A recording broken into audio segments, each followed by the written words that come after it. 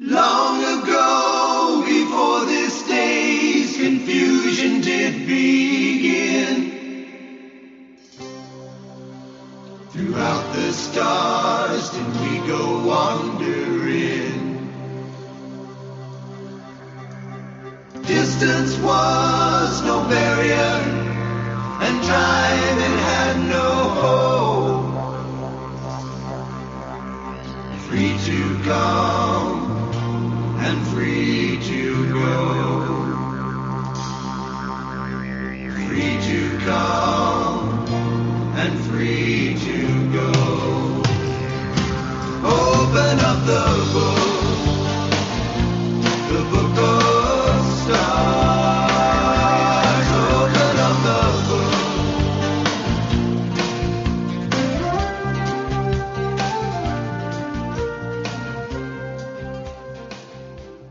Hello, everyone, and welcome to Karmic Evolution's Astrologically Speaking.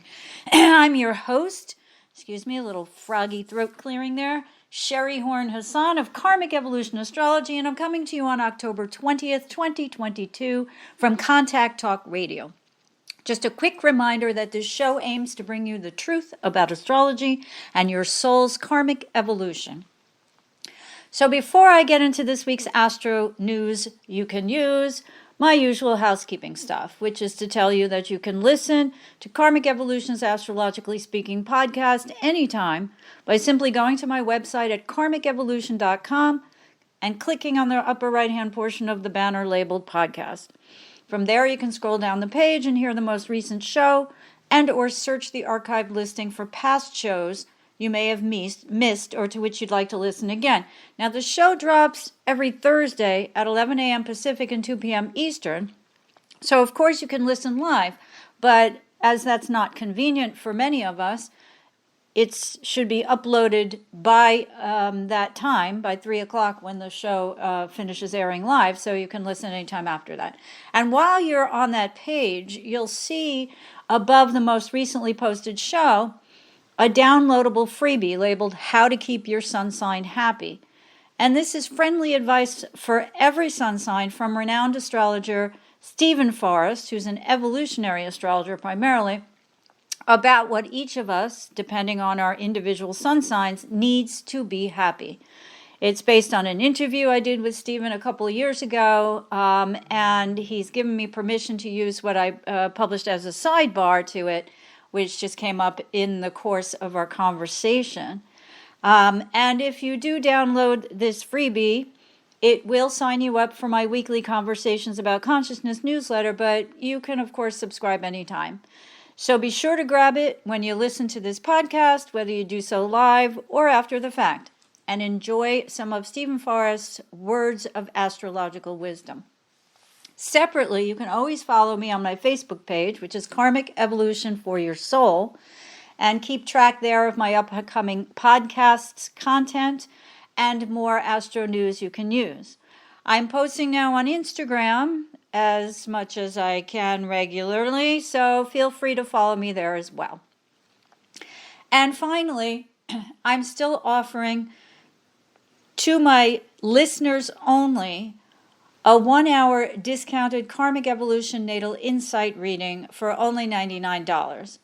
Now, this is for those who are interested in astrology, want to learn more about the true meaning of their individual birth charts, and to better understand the snapshot of their horoscope, which is essentially a picture of the exact positions of the planets at the precise moment and location of your birth. Now, I use a chart reading as a tool for soul growth for my clients. So if you're interested in gaining greater consciousness about your soul's true mission and purpose in this lifetime, and you want to move from chaos to clarity about what might be holding you back in terms of your relationships, your career, your finances, and or your health, a Karmic Evolution Natal Insight reading can lead to the understanding of and healing of old karmic wounds and help you to co-create your own future happiness and success through astrological insight. So as I like to say, it's easy when you take advantage of this 1 hour special discounted Karmic Evolution Natal Insight reading for listeners only, because at half the regular price, conscious awareness has never been so easy or so affordable. And you will find easy access to this offer at karmicevolution.com/karmic99. All right, so let's get into this week's Astro news you can use. And first, as per usual, let's review where we were leading up to right now before we go forward. So the monthly lunar cycle's waning still. And during this period, we've been asked to release our dependence upon others and to move, think, and feel for ourselves without worrying about being abandoned if we stray from our partner's philosophies or beliefs. We are entitled to think and take action for ourselves, which is what the last Aries full moon on October 9th was trying to tell us, and whose waning cycle we're still in right now, until we experience the Scorpio new moon solar eclipse on October 25th. So meanwhile, when Venus in Libra quincunxed Neptune in Pisces October 17th, we were asked to adjust or readjust our rose-colored glasses about some of those with whom we partner. While the Libra Sun trined Mars in Gemini that day too, helping us to fix any partnership imbalances and allowing us to create new beginnings, either in existing relationships or in totally new ones.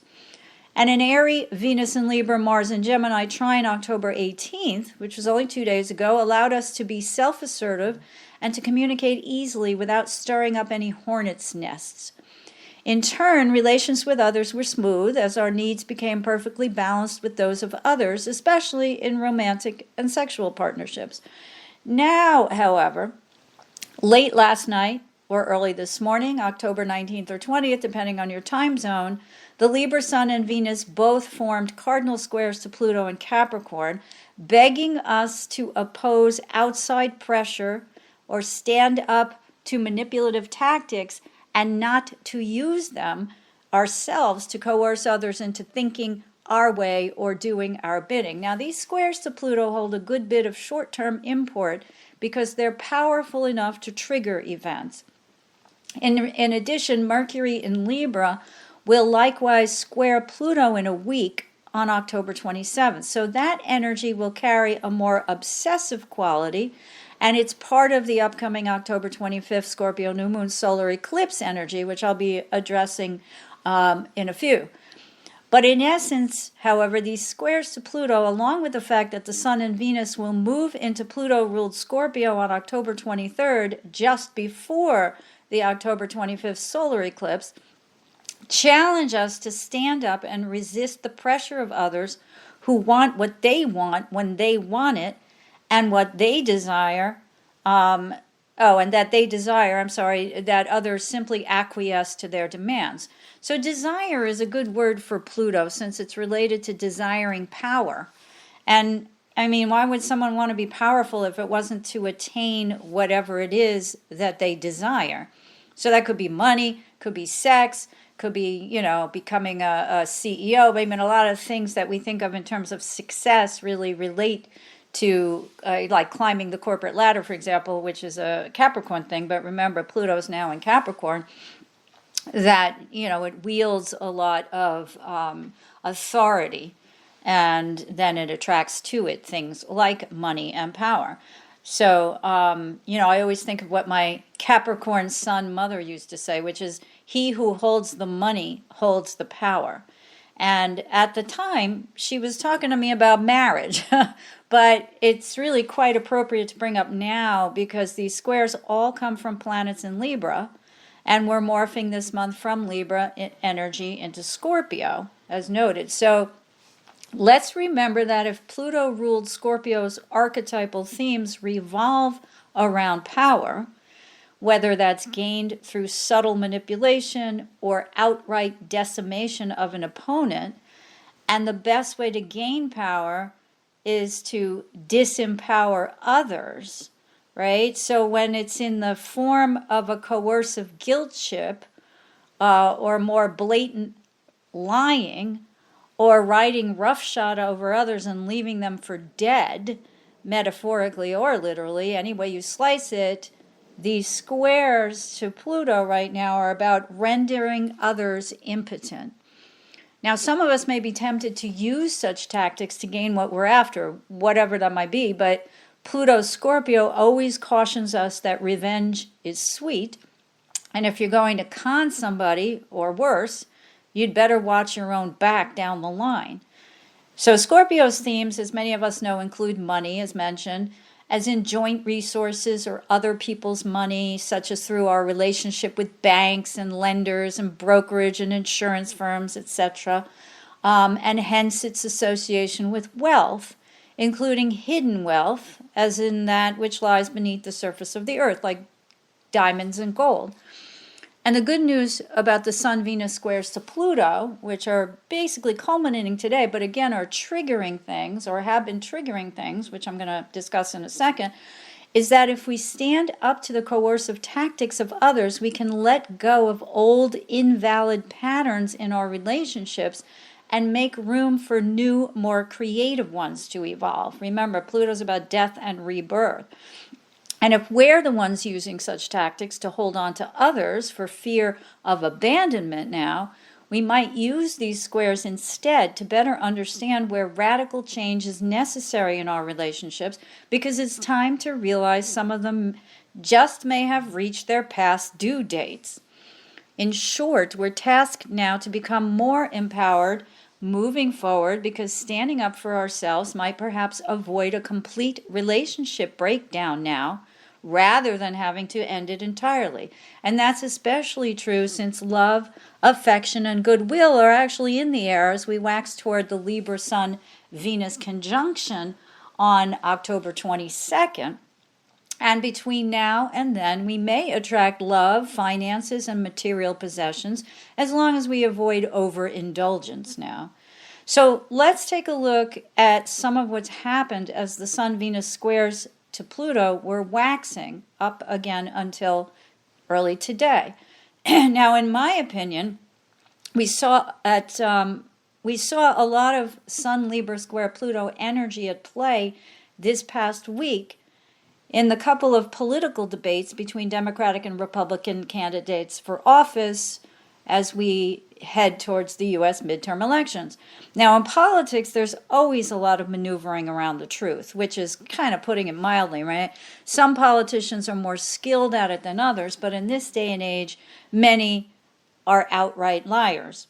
Whether they're guilty of sins of omission or commission rarely really matters. The point is that they're not straightforward in their remarks or answers to questions.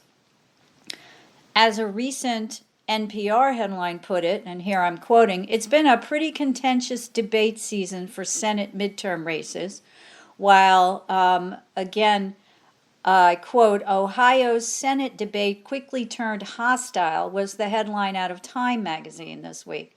From Georgia's GOP Senate candidate Herschel Walker's flashing a fake police badge at his debate with Democratic rival Reverend Ralph Warnock, to Democrat Stacey Abrams once again, going up against GOP incumbent Jack Kemp in Ohio and, pretty much trying to tell it like it is, all the way to Dem Ohio Senate candidate Tim Ryan putting the screws to GOP nominee J.D. Vance of hillbilly elegy fame over Vance's claims that women should stay in abusive marriages and other anti-female rhetoric. We saw a lot of this plutonic manipulation in action. When Ryan accused Vance of kissing Trump's ass and said that instead of kissing anyone's ass, if elected, he'd be kicking ass on behalf of Ohioans, Time even noted again, and I quote here, "Even by 2022 standards, the Ohio Senate race feels hostile." So, that twice they used the word hostile here. So my reaction is, you think? And then there's the current Democratic Congresswoman Val Demings in Florida debating GOP incumbent Senator Marco Rubio Marco Rubio for, so she's trying to gain his seat in the Senate by arguing to his face that he's done nothing after promising the parents and survivors of the Parkland shooting a few years ago that he'd take action on gun control. And what was Rubio's somewhat lame response? Well, he just fell back on the power of the Second Amendment by claiming that citizens have the right to bear arms. Now, talk about an impotent argument, no? It's like, way to go, Marco, don't answer the question. Fall back on something that is almost like a dog whistle for all these Second Amendment crazies, and just move on. And there are many other races around the nation right now where Democratic candidates are pitted against those who've used manipulative tactics and outright lies to gain the power of the offices they want to command. And, Democrats are not perfect, so let me say that too. Of course, some of them stoop to some of these tactics as well. So it's not like, excuse me, it's not like they're the white knights all the time, but regardless, it's pretty clear that there isn't us and them going on right now. And that's, such as election deniers like Carrie Lake, who's running in Arizona, and the others, the many others who are running for Secretary of State positions so that they can continue this lower level positions, right? But they want to continue to perpetuate the big lie of election fraud so that next time around they can help manipulate the vote counting process and render the electoral count different from that of the voice of the people. In other words, they want to render your individual votes moot by taking control of the electoral counting process. And how many pundits have declared this upcoming U.S. midterm election as being at a crossroads in terms of the continuation of the American democratic process? We know election deniers are running for office at national, state, and local levels all over the nation, as mentioned. So the Libra Sun Venus squares to Pluto illustrate the kind of iron fist that presents itself in the form of a velvet glove, or a velvet glove sweet talk that we hear, reminiscent of the kinds of words we heard from several conservative Supreme Court nominees before their appointments, who told us that they'd never undo constitutional precedent, but then went and did it just the same. And yes, you know who I'm talking about here, right? So the Sun square Pluto can translate into leaders flexing their muscle to control others. And on the international side, we've got a host of examples of these squares in action as well. It's hard not to notice the betrayal, manipulation, and strong-arm coercive tactics employed by several of the world's leaders now, too, including, of course, Russia's dictator Vladimir Putin, who declared yesterday martial law in 4 illegally annexed regions of Ukraine as the Sun-Venus squares to Pluto waxed in strength. Now, according to a mainstream media report, and I quote, at a meeting of Russia's Security Council, the president announced that means Putin, new restrictions in occupied areas of Luhansk, Donetsk, Kherson, and I'm not sure how to pronounce it, but Zaporizhia, I think it is, signaling an intensifying effort by Moscow to achieve its military objectives in Ukraine amid continuing airstrikes on infrastructure targets. I'm sorry, but you can't get more Sun square Pluto than martial law. And Venus square Pluto suggests the kind of venality that involves both money and sex.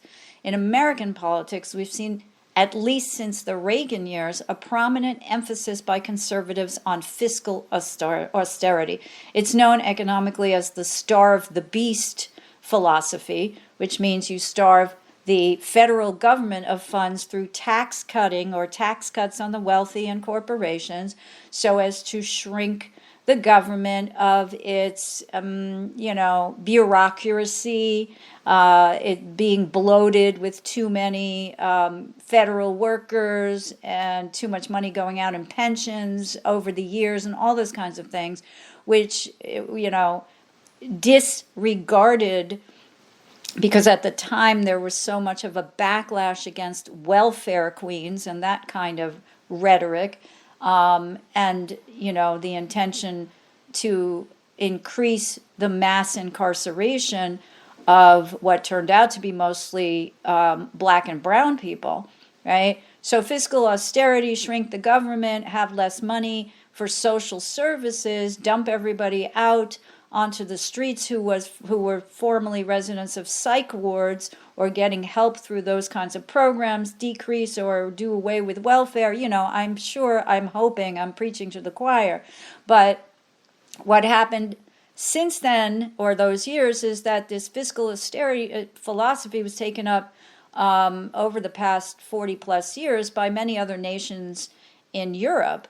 And now it's interesting to see, as Venus squares Pluto, the Sun and Venus square Pluto, the newly appointed UK Prime Minister Liz Truss, who is labeled a neoliberal based on her embrace of this kind of fiscal austerity philosophy, sent the markets into a tizzy recently when she suggested cutting taxes for the wealthy and corporations after being in office for only a couple of weeks at most. And today, she announced her resignation after serving only since September 6th, and that her resignation comes after several aides resigned in protest of her handling of the economy.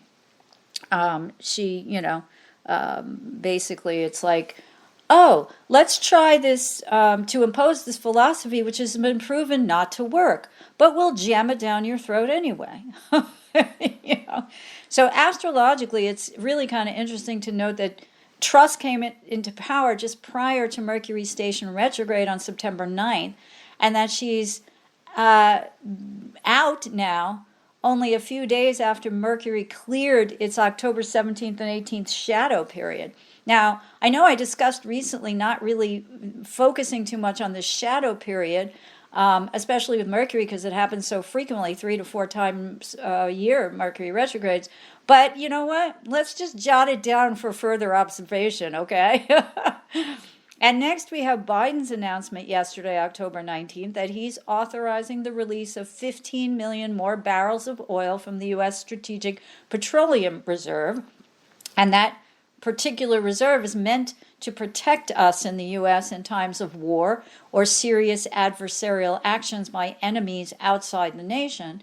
As inflation, and Biden made the move because inflation remains persistently and stubbornly high, and the Democrats are struggling to highlight the importance of voting in favor of democracy for the future of America versus that of the votes of disgruntled conservatives and others, not just conservatives, of course, who are upset by rising gas and oil prices, as well as, of course, food and other things. So we can virtually, again, see the movement of Libra energy into Scorpio this month, which is one of the most noticeable in terms of zodiacal sign shifts. How Biden's recent trip to Saudi Arabia in July, for which he was heavily criticized for making friendly overtures to de facto ruler Mohammed bin Salman, the man responsible for the murder and dismemberment of Saudi dissident and Washington Post journalist Khashoggi. That murder occurred in October of 2018. So in trying now to suck up to the Saudis, Biden, for which, as I said, he was vastly criticized, Biden failed in his efforts to get OPEC to loosen the spigots on the world's oil supply in order to counteract global rising prices. Now, Biden denied yesterday that he was doing that because of the upcoming elections, and I think that it's a little hard to swallow that kind of a denial. So again, we see the Sun square Pluto, but the Saudis' betrayal rings louder and clearer because they not only wouldn't increase oil and gas production, but with Russia's agreement, they've tightened the world's oil supply instead. And that was an announcement they made a week or two ago. So, some will say that this was a deliberate manipulative tactic designed to affect the upcoming midterm elections in the U.S., meaning, swaying people again away from voting for greater rights, democratic rights, like women's right to choose and voting equality, and instead reacting solely to inflation and the recent fall of the stock market. So in a weird way, Biden and the Saudis mirror each other, right? Biden's being a little bit manipulative and disingenuous when he says, oh no, 3 weeks before the election, I'm not releasing more barrels of oil to bring down the gas prices to influence the election, while meanwhile the Saudis have, as I said, have been manipulative the whole time. Now,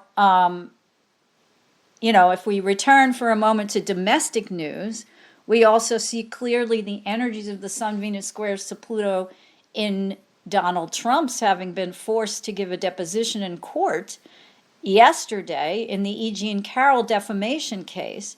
And that was after she claimed he defamed her, after she revealed he'd raped her, or she publicly revealed he'd raped her years ago in a New York City department store.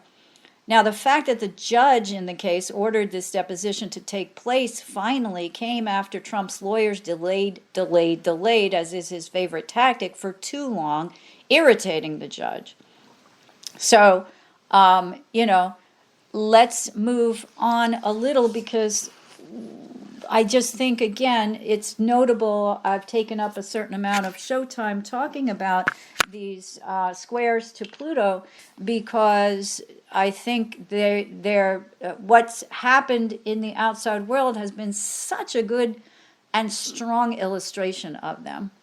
So now we have the fact that on the 22nd of October, Mercury is going to quincunx Uranus, and Mercury's in Libra, Uranus in Taurus, and I think that is going to reveal to us something about a partner or one of our partnerships that will come as a surprise, but will also, require that we dig a little deeper into some of the facts.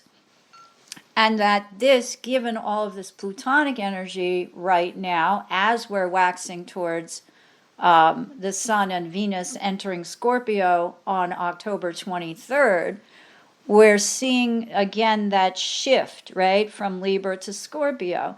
Do I want to remain indecisive? Do I want to go along to get along so that I don't cause an argument?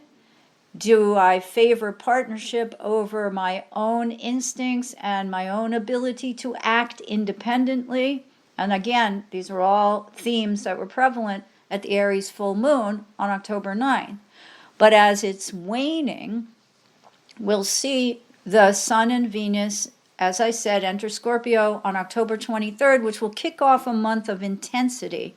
Again, the shift from Libra to Scorpio is so noticeable, because Libra, okay, all right, sure, whatever you want, honey, right? And Scorpio is like, no, do it my way, So, Scorpio's flavored by themes, and this month will be flavored by themes of power, finances, joint resources, sexuality, loyalty, and trust.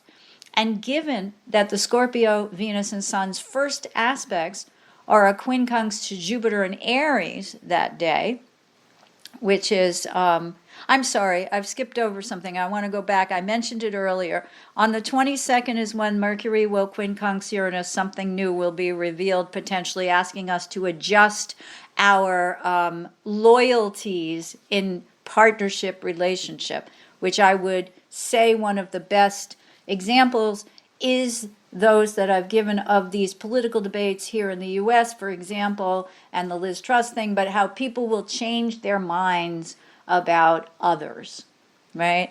And then the Sun and Venus conjoin on the 22nd as well, which is what I talked about earlier, saying that love is in the air, right? So there's this also this kind of dichotomy, because they're going to join in Libra.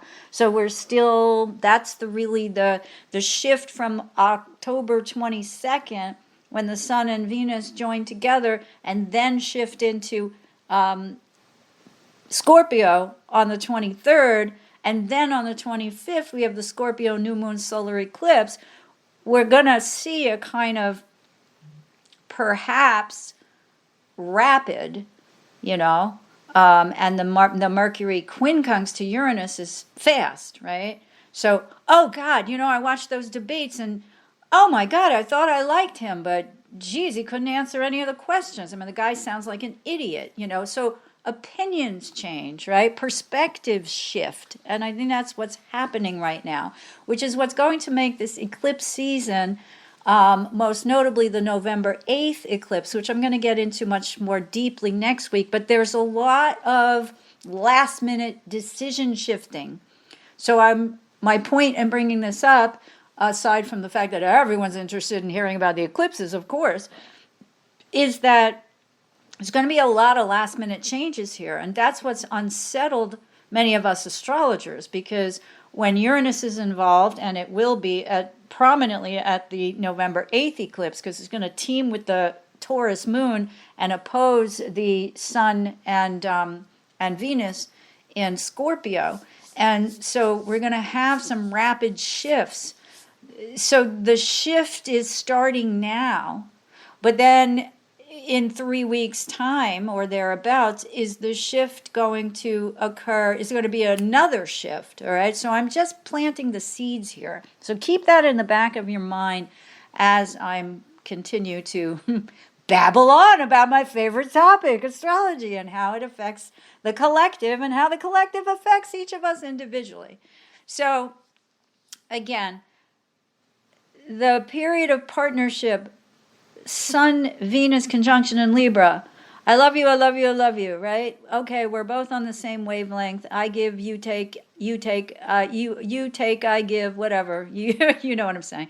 I take, you give, you take, you give. All right. So, and directly after that, Mercury trines Saturn, right? So that's a bit more of saying like, okay, I can concentrate. I've got this down. I'm clear-headed, right? So the next day, as I said, on October, between the 22nd, late on the 22nd and 23rd, and I talked about this last week and a little bit the week before, is Saturn station direct. Right, so Saturn station direct, there's a lot of details in my podcast from last week, so I'm not going to go into it as much as I otherwise already did. But, Saturn is our ego, right? And I had mentioned a quote from Aaron Sullivan's book, Retrograde Planets. When Saturn is retrograde, we're breaking down the barriers between the ego and the unconscious. And anytime Saturn is evolved, things can grind to a halt.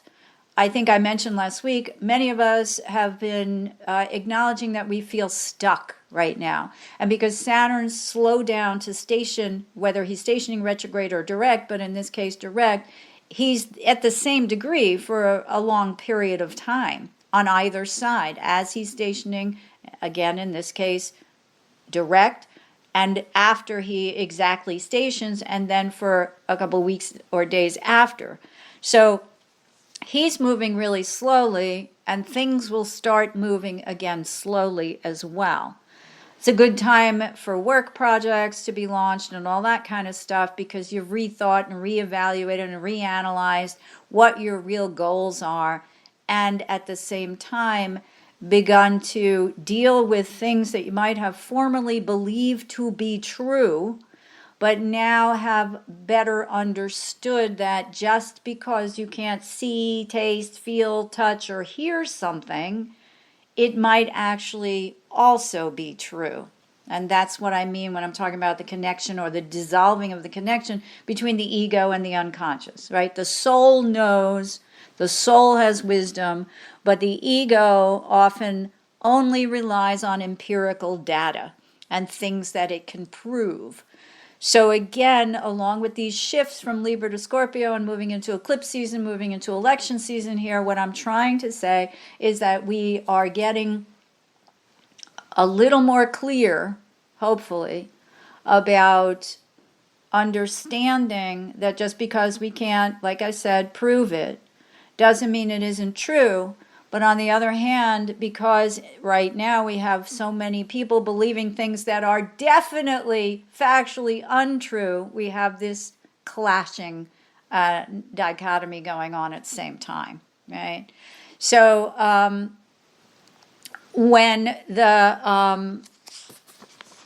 I had mentioned that the Sun quincunxes Jupiter and Venus quincunxes Jupiter right after the Sun and Venus move into Scorpio on the 23rd, that quincunx also asks us to adjust what we're most passionate about in terms of our faith. Okay, and Jupiter encompasses, of course, religion, it encompasses higher education, it encompasses travel, so it encompasses issues that are in the mainstream right now, like immigration. It encompasses, because Venus is involved too, money. You know, where are we putting our funds? Are we building the wall, or are we sending people like Steve Bannon to jail because they were already convicted? Now, of course, he was pardoned, so he can't go to jail for that, but he gets to go to jail for defying a congressional subpoena over having bilked Americans out of millions of dollars under the pretenses of using that money to build a wall. Right? So we see these Jupiterian themes coming up. And when the, it alerts us to the fact that we may, I'm just going to say this again in a slightly different way, we may be required now to adjust our most ardent beliefs, be they moral, religious, or sexual, or about immigration and travel, as I mentioned, and education, which is a huge one, especially as Mars is in Gemini getting ready to station on October 30th, which I will also take a really deeper dive into next week. It's coming, it's stationing, so, it's like, be cool, right? But the education wars, the book banning, all the things I've talked about before.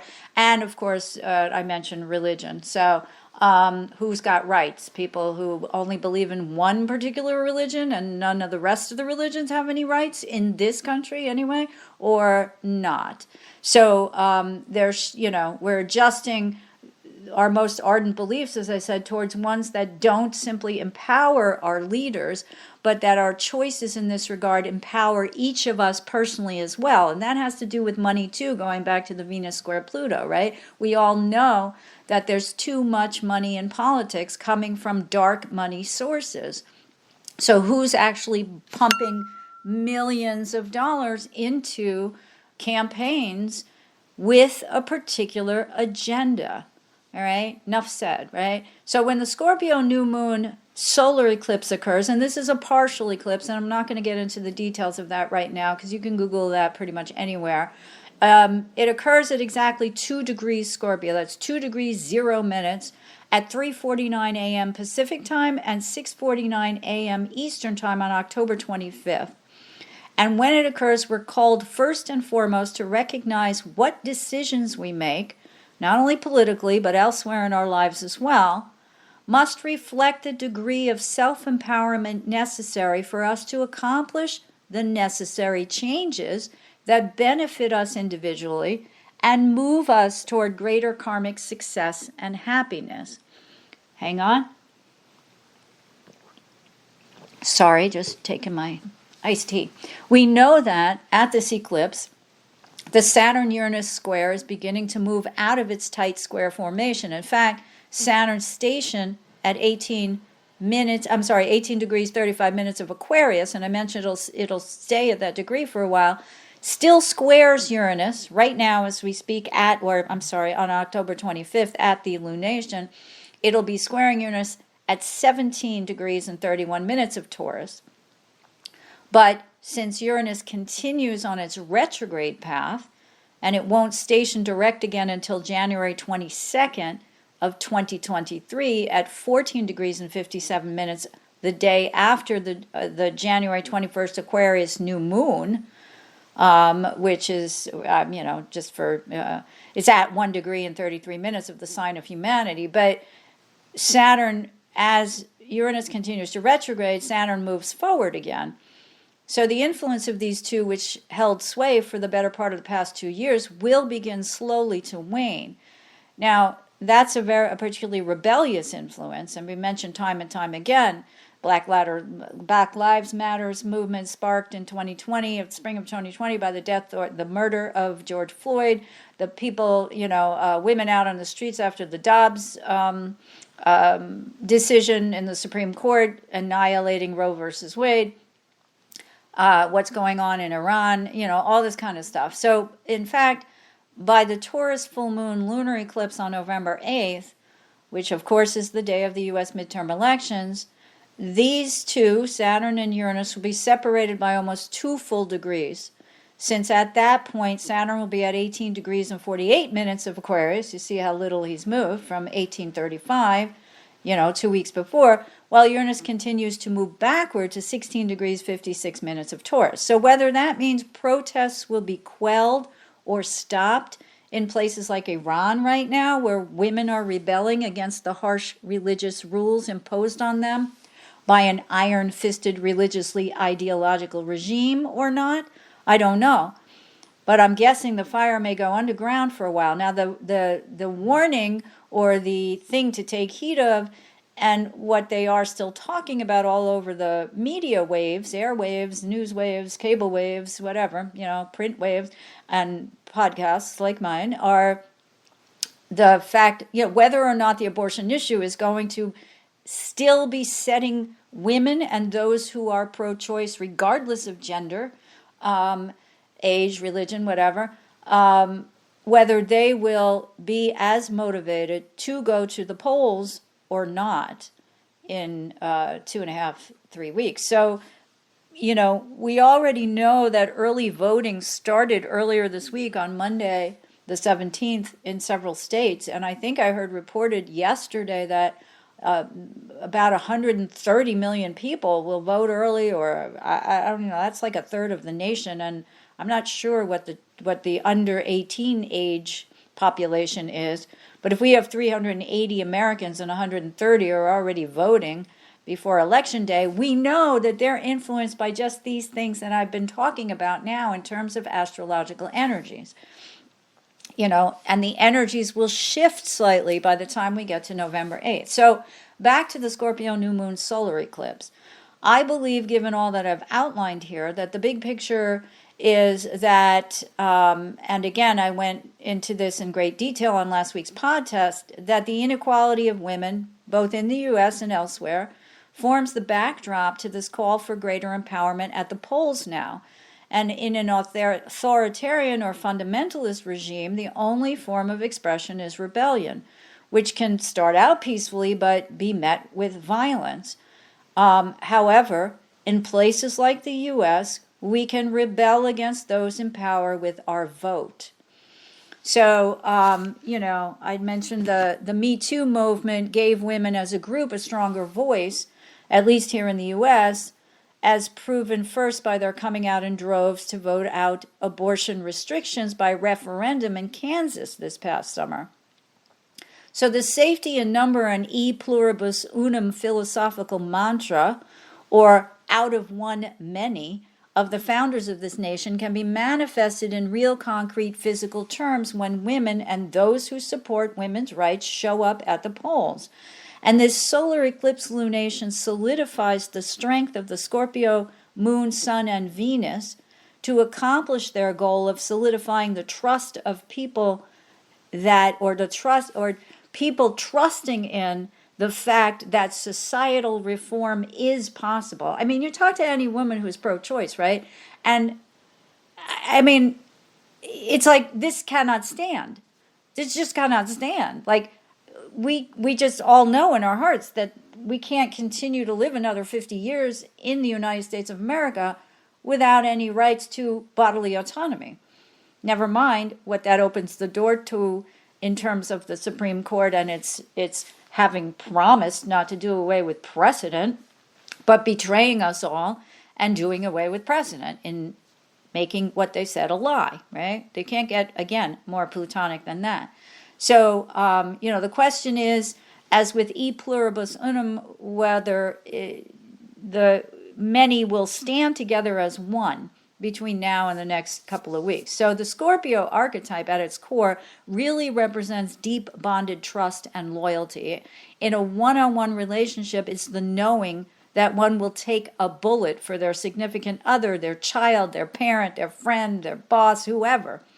And like Trump's former lawyer, Michael Cohen, who said he'd take a bullet for Trump come hell or high water, he learned the hard way that trust must be a two-way street, else it's a path to potential betrayal. So this lunation calls us to plant seeds that will blossom into an inner knowing, because Pluto ruled Scorpio has strong connotations with the underworld of hidden taboos, but also reservoirs of strength, often depicted, as I mentioned before, by the kinds of resources like gold and diamonds found literally under the Earth's surface. That's a literal fact, but in metaphorical terms, it's a highly intuitive archetype that's able to plumb the emotional depths to get in better touch with what actually drives us. And when we discover that what drives us might be things that cause us to become obsessive, compulsive, fixated, emotionally volatile, or whatever, because the Scorpio archetype also depicts a kind of do or die attitude, which will also fight to the death. That whole I'll take a bullet for you attitude exemplifies this best, because it's saying, I don't fear death. So it's a hugely interesting solar eclipse that's coming at this particular moment in time.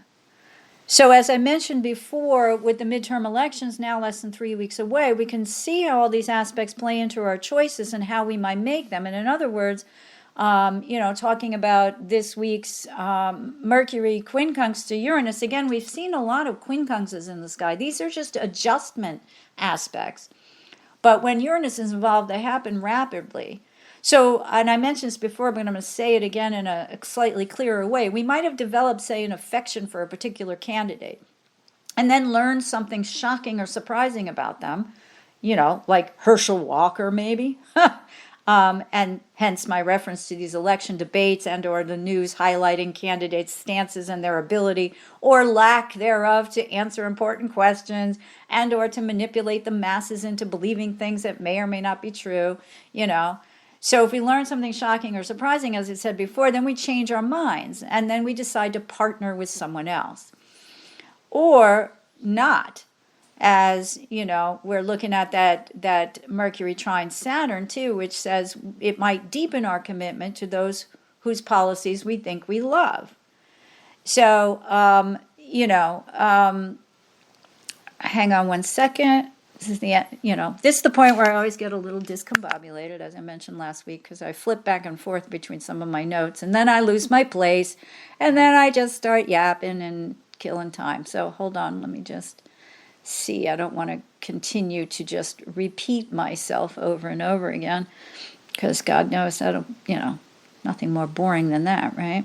I wanted to say, too, that I'd gone into a little bit deeper dive of that Me Too movement. I don't know if it was last week or the week before, but that I also saw a headline, an article that was saying that the Me Too movement has been waning, right? So, again, the caution against things now, starting to dissipate and to not forget, it's interesting. It's just flashing into my head now. It's impromptu, right? Israel was born with a Scorpio South Node in its natal chart. And its mantra, based on the formation of Israel as a direct result of the Holocaust, is never again. And that when we're talking about Pluto, or as Scorpio, Pluto ruled Scorpio and its archetypal energy, we're talking about things that occur that then become irreparable. In other words, there's no going back. So I just flashed on the never again, mantra slogan, because it's a perfect example of saying that what's been floated out in the ethers, in the political realm, in the political mainstream news realm recently, is that this election is pivotal.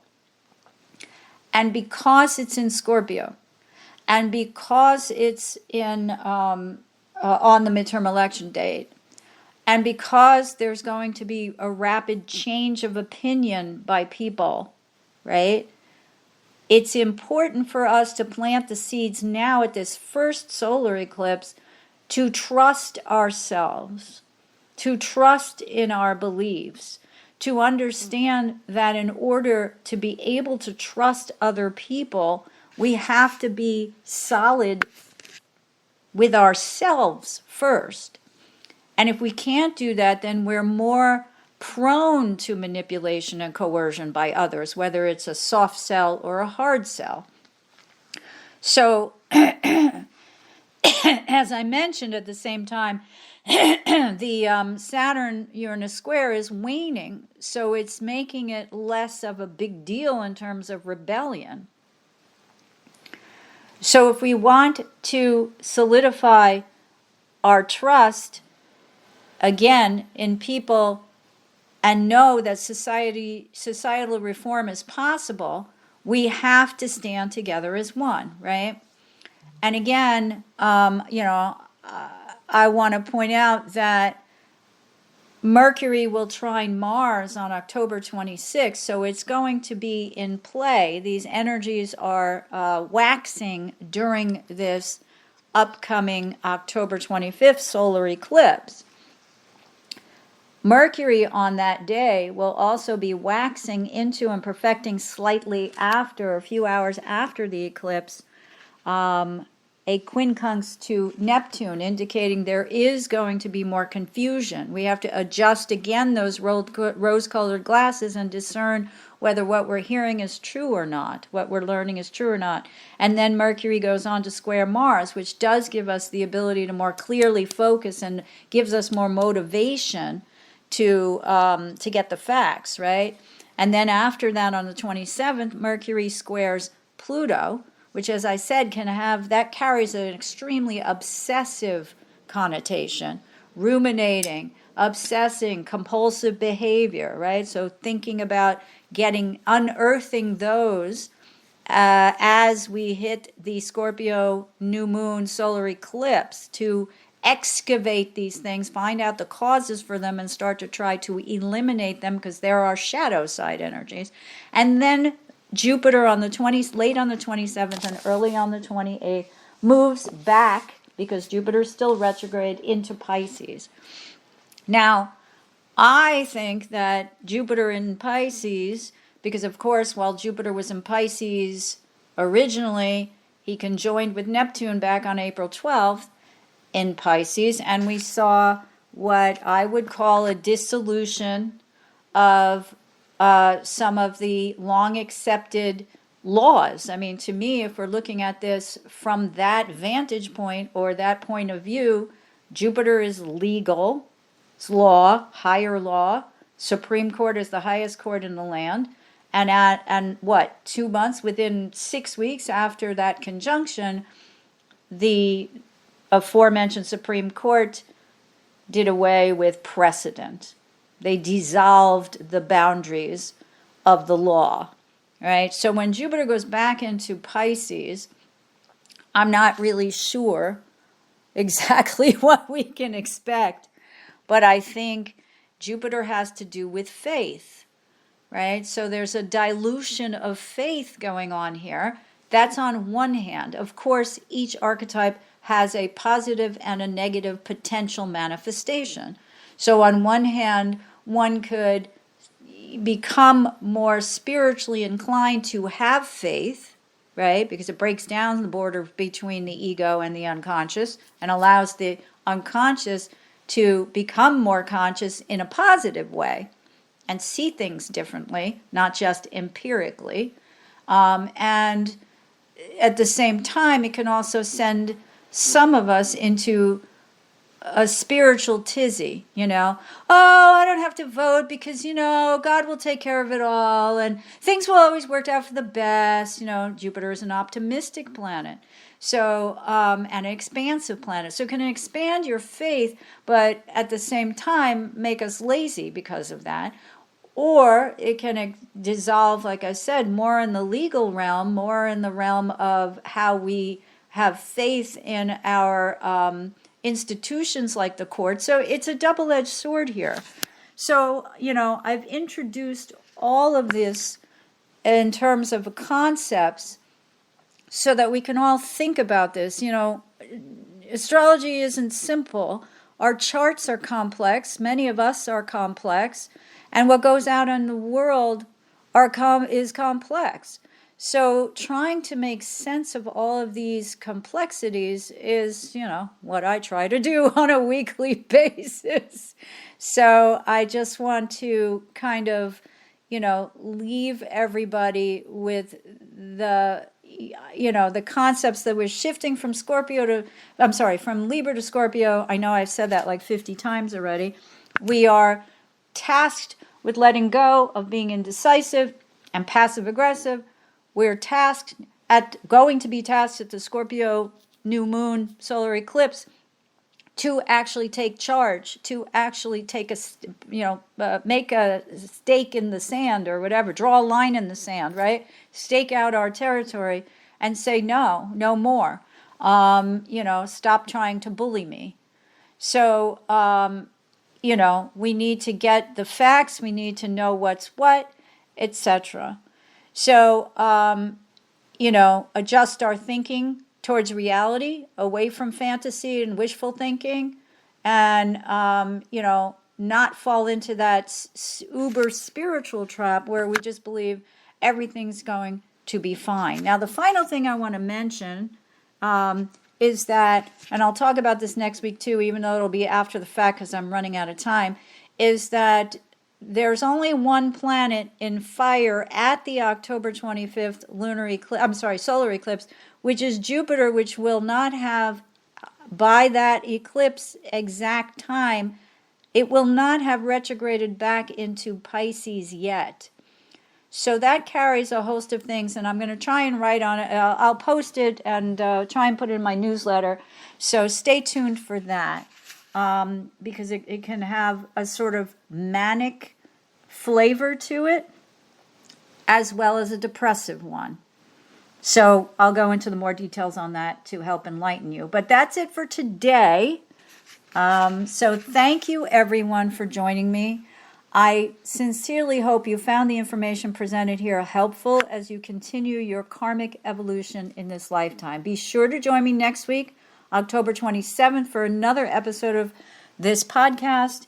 And until then, may your... Oh, you know what? I have a little boilerplate copy and I lost it here. But may your karmic journey be smooth and successful. See you next week. Namaste. Long ago, before this day's confusion did begin, throughout the stars did we go wandering. Distance was no barrier, and time it had no hope. Free to come and free to go. Free to come and free to go. Open up the book of